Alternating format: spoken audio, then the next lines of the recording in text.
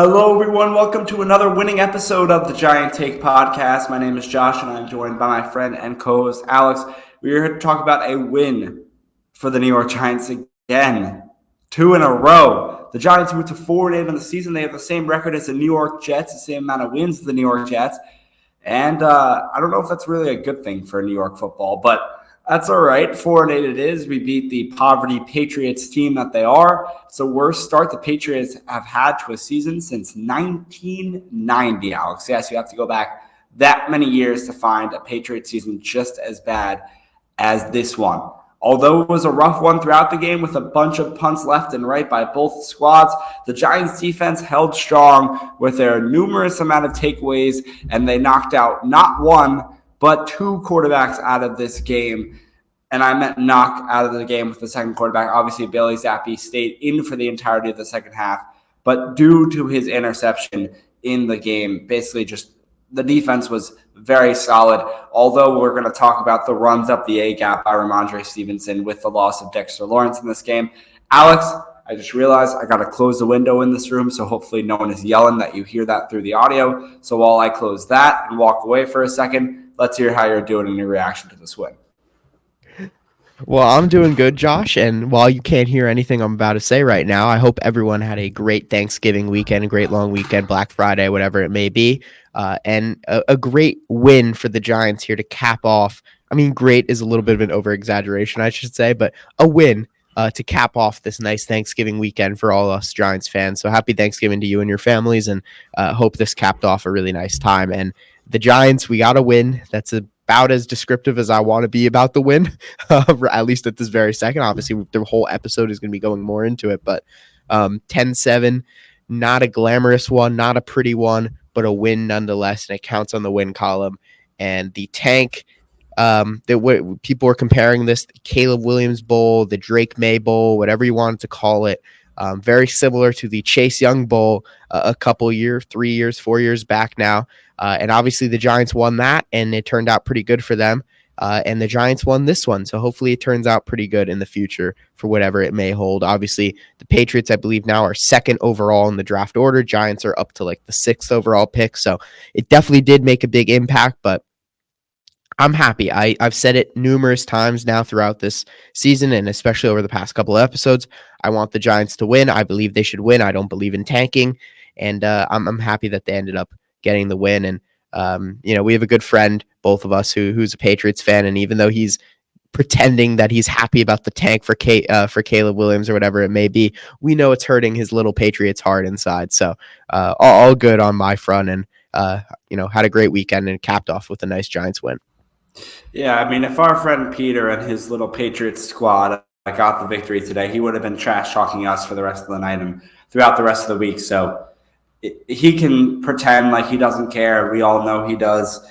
We all know Bill Belichick does too, because he wants his team to succeed. He waited until today to name the starting quarterback being Mac Jones. Mac Jones went in there, threw 2 pretty bad interceptions. I mean, a couple of them were good plays by the Giants' defensive backs, but still, I believe the first one was the first one caught by Deontay Banks, or was that the second interception? I think we got Banks, then we had, well, here's what I'm going to say. I think it was 1 for Mac Jones and then 2 for Zappy, whatever you want to call it. It's Zappy. I'm almost positive. Around. I mean, 2 other for way Mac around. Jones, No. 1 for Zappy. It was 2 for Mac Jones. That's what it was. So yeah, it was Banks and then McKinney, and then McKinney was the third. I thought Okereke was the second, then McKinney was the third. See, so many takeaways, Josh, from this Giants defense. It gets mixed around. Of course, I have a terrible memory, so that's part of it. But, overall, really good from the defense to get 3 takeaways following a 6 takeaway game against Washington. Obviously, this is not sustainable. The Giants will not be able to turn the ball over 9 times in 2 games. 4.5 takeaway per game average is just not something that's going to be able to happen the rest of the season. But when you can only score 10 points on offense, it's kind of something that you need in order to win football games. All right, Alex, you know how these podcasts go. If you're listening or watching and you're new, we go offense, then defense, and then anything else we need to talk about. And let's start off with this Tommy DeVito, how you doing, led offense. It went for 17 for 25. Oh, yeah, capiche. 191 yards, 1 touchdown, 7.5 yards per throw or per catch, you could say. Tommy DeVito, man, the Giants are fitting him in his offense. He does just about what he needs to do. Finds the open players, drives down the field, and the guy who had the day today in the receiving end of things was finally a Jalen Hyatt breakout game. 5 catches, 109 yards, no touchdowns, but 4 very big gains, and then it was like a 5th catch for like 8 yards. But besides that, 4 very big gains, and we saw kind of routes that he did at Tennessee, Alex. If you remember that 5-touchdown game that he had against Alabama last year, there were drag routes like that where he would pull the cornerback, kind of watching Tommy DeVito, and while he was watching, Jalen Hyatt would hug that sideline and be able to move around that cornerback, that defensive back, and be able to get the ball 40, 50 yards downfield. They were just plain deep routes where he would just one-on-one beat the quarterback, because we know Jalen Hyatt, and we know that coming out of the draft, he was a fast wide receiver, and that was his primary role, was that he could beat cornerbacks when he was in one-on-one situations. The Giants abused that, took advantage of that today, however you want to put it, and did pretty well there. Alex, you can react to that, and then I do want to get to Saquon Barkley a little bit, but go ahead with your reactions to that first. Yeah, well, what I would say I'm going to get to Hyde in a second, but I think this applies to all the receivers. The Giants are doing a much better job scheming up good play designs for our receivers to get open. We saw that with Hyatt. Obviously, with Hyatt, it's more of an individual thing, and a lot of those go routes, he's just creating separation himself and just beating everyone with his speed. But players like Wan'Dale Robinson, even Sterling Shepard on some quick slants, Hodgins on the touchdown, obviously later in the game, that we saw that he was able to kind of put that together. That was schemed up a little bit with some guys going the other direction. So the Giants, Mike Kafka, Brian Dable have been doing a much better job over the past couple of games in doing that.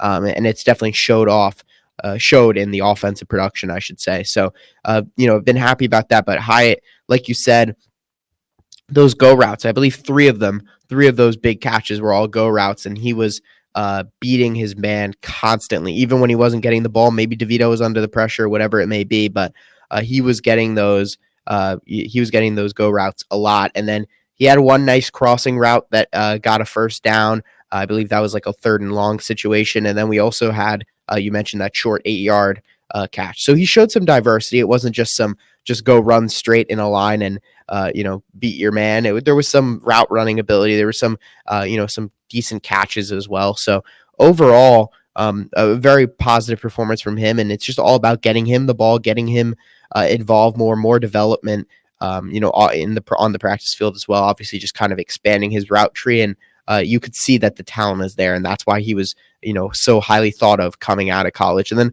I want to mention a couple other guys. Wan'Dale Robinson obviously had the fumble, so that was bad. But besides that, he did show some shiftiness. But I'm really looking for more from him. He's a player that had so much. He has so much potential. He's so shifty. His change of direction is spectacular. He's generally got good hands. And it just felt like he's just really he's very slowly coming off that ACL tear. And I know it's not fair to judge him so heavily this year, but if he can't produce as much, we're hoping he can produce more in the later half of the season here. But next season in particular, I'm really hoping that we see more from Wan'Dale Robinson, because you could see the potential that's there. It's just not being executed. And Hodgins, he got the touchdown. I believe that was his only catch of the game, though, but he's been solid, I guess, I'm trying to think of the right word here, Josh, but I think he's been solid as a rotational guy for the Giants. I think after last year's kind of boom, everyone kind of thought, could he be like a wide receiver 1 or 2? He's really not that. He doesn't create enough separation to be able to do that, but he's a very solid player, and he was able to get that touchdown, an impressive stiff arm on Jack Jones, I believe it is, or not Jack Jones, Jonathan Jones. They have don't they have 3 defensive back Joneses, which is kind of interesting. Or they got 2. J.C. Jackson on their team too. Okay, so they got J.C. Jackson. They had Jack Jones, but I believe they cut him, I want to say.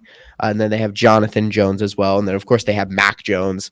There might be another Jones in there too. So there's a lot of Joneses on the Patriots. But happy with him. And Saquon Barkley, I'll let you touch on him, but he was certainly impressive today and ripped off a couple of big ones.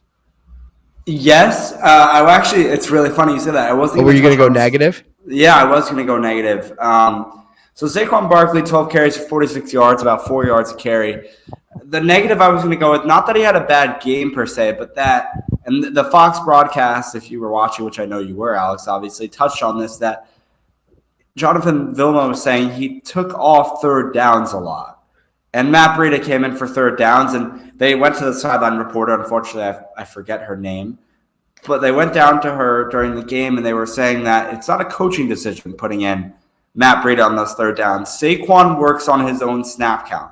He decides when he wants to stay in and go out.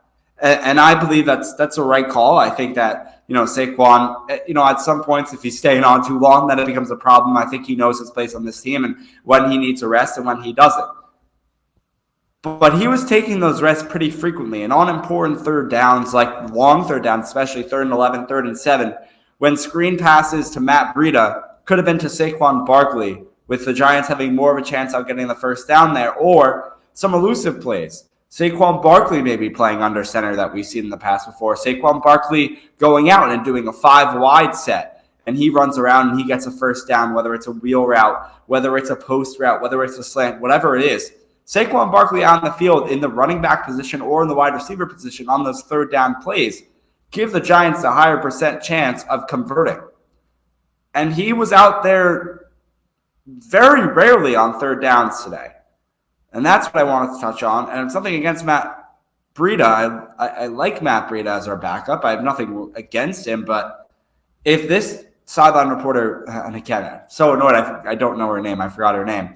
But if she was telling the truth that Saquon controls his own snap counts throughout the game and he was repeatedly taking himself off on third downs, I don't care if he wants to give Matt Breida a chance on third down. We're trying to win here. No matter what Giants fans think. And by the way, Alex, I don't know if you saw on the Giants win Twitter post, that the social media team does every time. That comment section was so toxic. It was like, John Mara is messing the Giants up. They're messing up the stock and the draft stock. It's over now. We're done. Like, come on, figure out how to tank. Like, it's terrible how toxic that comment section is and how many Giants fans are giving up on the season, which it is over, but you still want to win. And Alex and I both agree on that. But anyway, back to Saquon Barkley. What are your thoughts on that and him repeatedly taking himself out, it seems like, during these third down attempts? Here's the thing. Because we don't know enough information, it's really tough to make a judgment, right? Is it because he's just tired and it's because he's playing both first and second down every single snap of all those downs and it just feels like a lot? Is it that he potentially is upset with the Giants for not getting his long-term deal and he's saying, hey, I'm not going to risk injury when I'm tired? Is it, hey, I'm so upset that I want to screw the team and that's why I'm not playing on third down? I don't think it's the last one. I know some Giants fans, I'm sure, are going to jump to that conclusion, but I'd have to imagine it's one of the first two things I've said, but it's really tough to judge. I'll pretend that it is, say, that he is kind of upset about the contract and that's why he's not going to overdo himself. He doesn't want to risk injury. I think that's valid for him. Of course, as a Giants fan, I'm frustrated, but that's kind of the risk you ran by not giving him his deal, if that pretty much makes sense, right? That Joe Shane knew the risk going into it, franchise tagging him, whatever it may be. And the whole point of, giving him that, whatever it was, extra $1 million or so in bonuses, before the season started was to keep him happy. And, maybe if that doesn't keep him fully happy, it's kept him happy enough up to this point where he's been playing almost every snap. So at this point, I understand it. The Giants season is over. So why is he going to put his body on the line, each and every down and risk injury? So I do understand it from that standpoint. And then, finishing the Saquon Barkley topic, Mike Garafolo interviewed him right after the game, and he said, quote, finally something goes our way, in terms of Chad Ryland's missed field goal to end the game, which, by the way, this was the most tank bowl of all tank bowls, a 10-7 final and a 35-yard field goal missed. Intentional miss? What do you think at the end? Do you think Bill Belichick went, or Robert Kraft goes, hey, what's his name? Doug? What's the kicker's name? Oh, Chad. Miss it, buddy. We want Caleb. You think that's what happened? Yeah, 100%. No, absolutely not. I think the Patriots wanted to win it. We know how much of a competitor that Bill Belichick is as the head coach. There's no way he's trying to lose his team games. And I'm sure he's just as upset as Mac Jones is for how bad he's playing. I mean, Belichick has to be losing his mind on the sideline. He won't tell us that, and he won't show it. But he'll definitely, I'm sure, rip Mac Jones after the game. And Jones obviously isn't happy with how he's performing. I mean, he's getting benched for Bailey Zappi, for God's sake. And I said it in our group chat with the three of us, Alex, myself, and our friend Peter, who's a Patriots fan, that I honestly feel bad for Mac Jones at this point. And obviously, I understand why Peter doesn't, because he's a Pats fan, and we have Daniel Jones, and he sucks. And Alex doesn't either, which is really surprising because normally Alex is like the super sympathetic guy. And when he feels bad for someone or something, I'm like, why do you feel bad? Like, you're weird. But apparently I'm the sympathetic guy now. I feel bad for Mac Jones. I think that with how bad he's playing, it gets to the point of like, holy crap, like this guy, like he needs a hug. Like, for how bad he's performing. But some of the throws he was doing today, like some of them that like went lofty in the air. Yeah, they were ill-advised. They were ill-advised, sure. Yeah, when you're on when they're rolling, that's what you're talking about. When that drive that they're absolutely rolling, and he decides to throw a pass in double coverage when he could have just either thrown it out of I'm bounds. talking about like sometimes like he would just throw it and it would be like looping up, like he was like trying to like just toss it over, like he was trying to toss it over a 10-foot defender. Like it looked like a throw that I would make when I'm playing like in the backyard. I mean, I get that, Alex. This is what I was talking about, the interception on a 12-play drive. The Patriots, I believe, started on their own 8-yard line on this drive. This was the second pick by Bobby Okereke when he threw into double coverage. And there was bad. Isaiah Simmons. I wasn't talking about that. Isaiah Simmons unblocked off the left side of the offensive line, unblocked, rushing at Mac Jones instead of Mac Jones scrambling, throwing it, or just plainly throwing it out, getting the intentional grounding, whatever, not throwing an interception. He gets the pressure from Isaiah Simmons, doesn't know how to react, throws it into double coverage. It's picked off easily by Bobby Okereke standing right in front of the ball.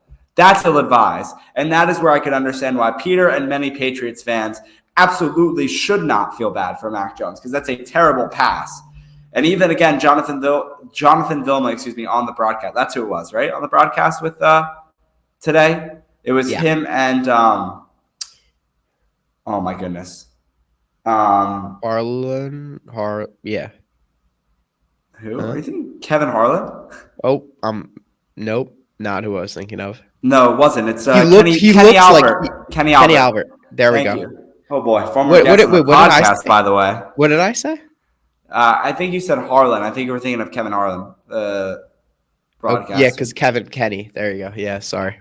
No, you got it. It's all good. Close enough. We did have him on the podcast, so we did. Go check out that interview. It was actually a great time.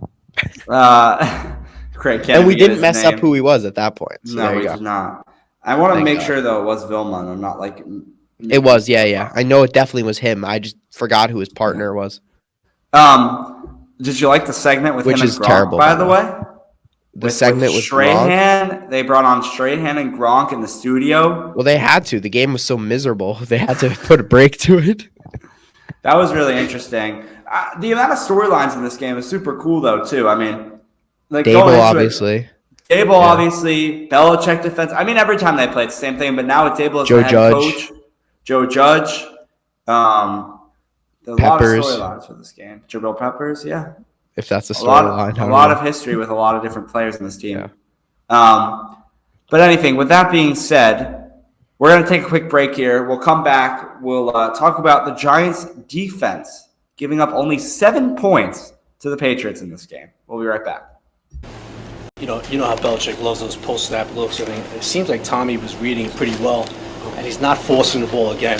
Talk about what you saw. I know you got to look at the film again. Yeah, no. Again, I thought he made a lot of good decisions for us.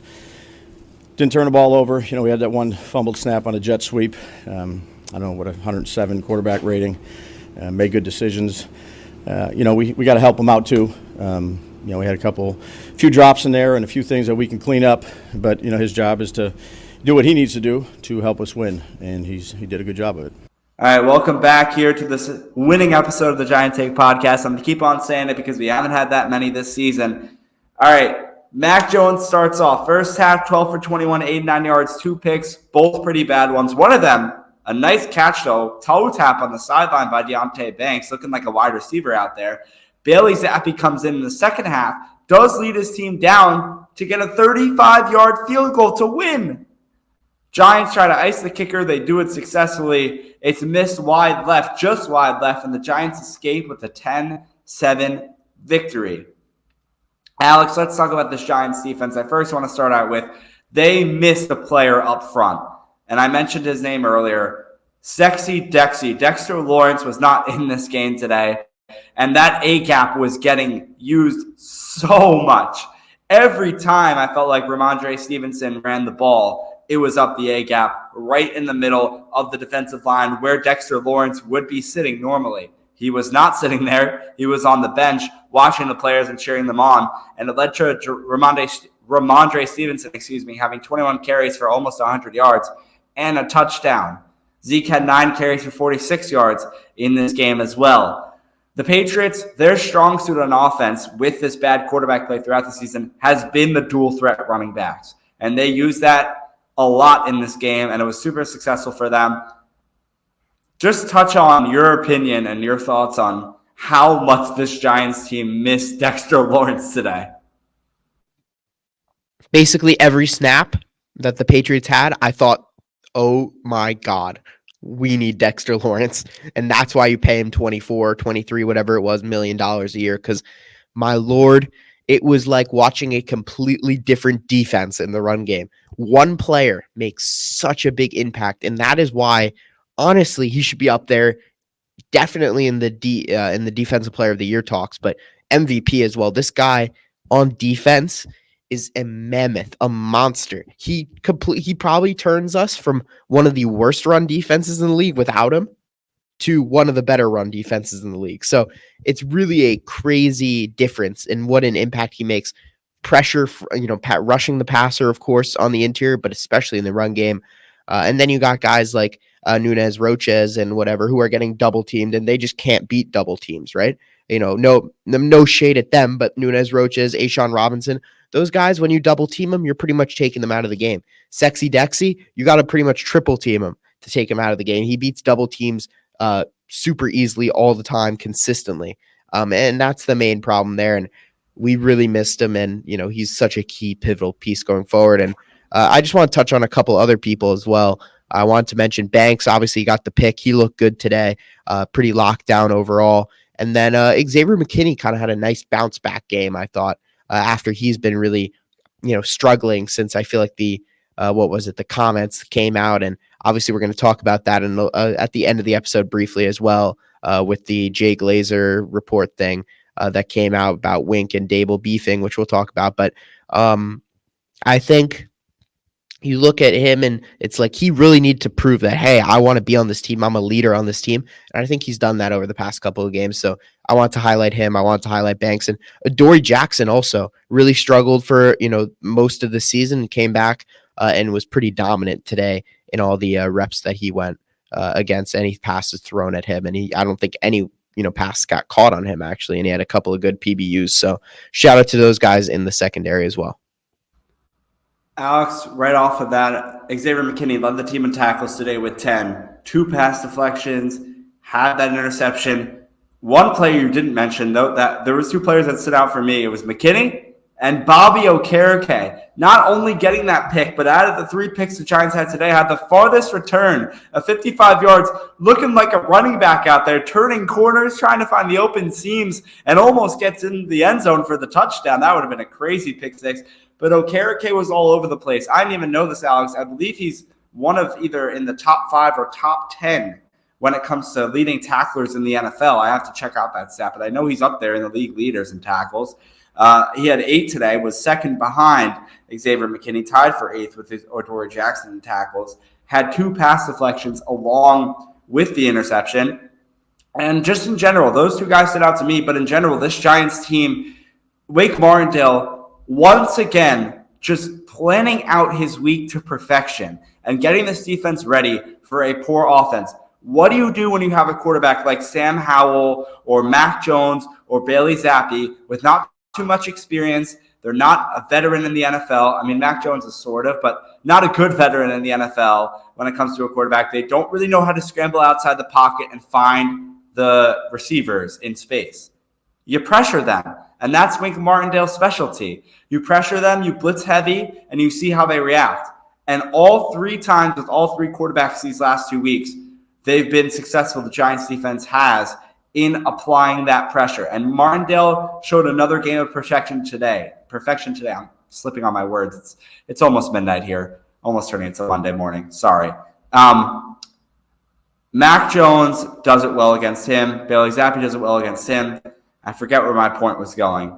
But the team's pass deflections today was something I wanted to note. 7 pass deflections. 2 by McKinney, 2 by Okereke, 1 by Jackson, 1 by Banks, and the last one by the guy we talked about in our preview episode that was picked up off of the Minnesota Vikings practice squad. Ben Whitley came in for maybe a couple snaps today, had a pass deflection as well, and it was a key one. It was a very good pass deflection by Whitley, by the way. So Martindale finds these players and finds these ways to just set up a good script for this game.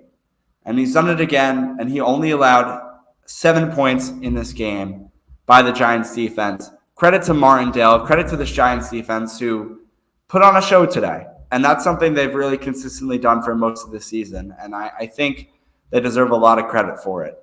Those guys put in a lot of hard work week in and week out to go on the field so many times that they get tired and they give up points because our offensive play has been so weak this year. And they were rewarded again today. So I like that. Now, we talk about Wink Martindale. Great transition. Let's talk about his relationship with Brian Daboll. Jay Glazer, who does the pre and post game for Fox, is also like a professional speaker or something. He's like written a book about stuff. I don't know. He's a public speaker. I'll read his bio on Instagram. Fox NFL Sunday and Ballers on HBO, founder of MVP and Unbreakable Performance. Yeah, mental health warrior. He's written a book about mental health, and he does public speaking about mental health. But he's also a very big insider when it comes to NFL news, and he's mostly right with everything, and he could have been right on this report. Before the game today, he said that his insiders within the Giants organization said that the relationship between head coach of the Giants, Brian Daboll, and defensive coordinator, Wink Martindale, was bad and falling apart. And he said that it could be during the rest of the season that it could be shown publicly, or during the offseason that these two guys would kind of separate from each other. So that report came out, and a lot of people were like, oh, yeah, it's probably true. I mean, this team is falling apart. It makes sense, whatever. And sure, maybe one of them will leave, or they'll split up, or they'll get fired during the offseason. In response to that, Daboll was asked about this postgame to where he said, I mean, Alex, I don't know if you want to play the clip, or are we going to read what the clip is? Or are we going to read what the quote is? This is all up to you. Your big decision right here. My big decision? Let's roll what Brian Daboll had to say in response to Wink Martindale. There was a report pregame that you and Wink are not getting along. Do you care to comment on that? Do you expect him to be back? Yeah, I'd say the biggest argument Wink and I have had is who has the last piece of pizza. So got a lot of respect for Wink. Done a good job. So I'll leave it at that. So who's going to have the last slice of pizza, Alex? Who wins that? I think Daboll gets the last slice of pizza, man. I feel like he's quick. It's like a cat. I feel like they I think it's like 60-40. I feel like they don't even argue. I feel like they just kind of rush the table, and whoever grabs it first wins. Exactly. No talking, just movement. It's like in a dramatic movie scene. It's like they lock eyes at each other. They both look, and then it's first one to pounce gets it. Right. So that's Brian Daboll's comedic response to the allegations or the comments that him and Wink Martindale's connection between each other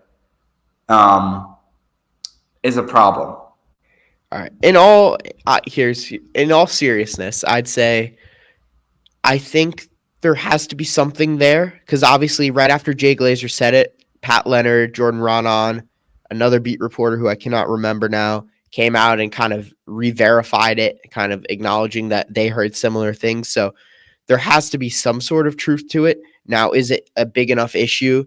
Right? A lot of times the media hears something and then they make it into a bigger issue than it is. Like, I don't know. For example, I'm just giving an example here. Someone sets the toaster oven on fire and they're like the whole house, someone set the house on fire. It's kind of like that, where maybe they got into a fight once. It doesn't mean they hate each other. For example, I think that could be the situation here. But, obviously we know Wink's kind of a divisive figure. Dable's been a divisive figure in the past. Obviously he had his issues with Sean McDermott, which has become pretty evident after this year's game where they didn't really even look at each other after the Bills game. So, there's definitely some drama there. So both of these guys, obviously strong characters, big characters. And I could imagine there's some issues, especially when the Giants are losing and the offense is so bad, which is really Dable's big pride. And then the defense is really kind of carrying. And to have the defensive coordinator kind of be complaining like that to the head coach, who's obviously offensive minded, I could understand how there could be some issues there. Obviously we heard some rumblings that there were issues with Mike Kafka too, obviously with the play calling, that kind of stuff. So overall, I don't think it's a big deal. I don't think there's going to be a change made this season, but is it possible that Wink walks away for another job at the end of the season? Of course. Is it possible that he even, looks for a head coaching job? Of course. So I don't think he's going to get fired. I would imagine it would be more of a mutual parting of ways, but I don't think it's as big of an issue. Just my sense. Even you watch some of the videos after the Giants game or after the game today, where they were getting, Wink got the game ball or whatever from Dable. So obviously I think that was kind of to show that they were okay, which means maybe there could be a problem there, but Wink didn't seem super excited, but he did seem happy. I'm not a mind reader. I cannot tell emotions that, Does Wink ever seem super excited, though, about anything? That's what I was thinking. Everyone's like, Wink looks like he's mad at Dable, so they must be fighting, and they don't want to talk to each other, and Dable's going to fire him tomorrow. And I'm like, well, how are you getting all of this from a 10-second clip? If you listen to the quote, though, he says, I'll leave it at that at the end. And now people are riding with that, too, because he's like, we're fine. He's done a good job this season. We'll leave it at that. And it's like, oh, well, they got beef. They're fighting. Yeah, I don't know.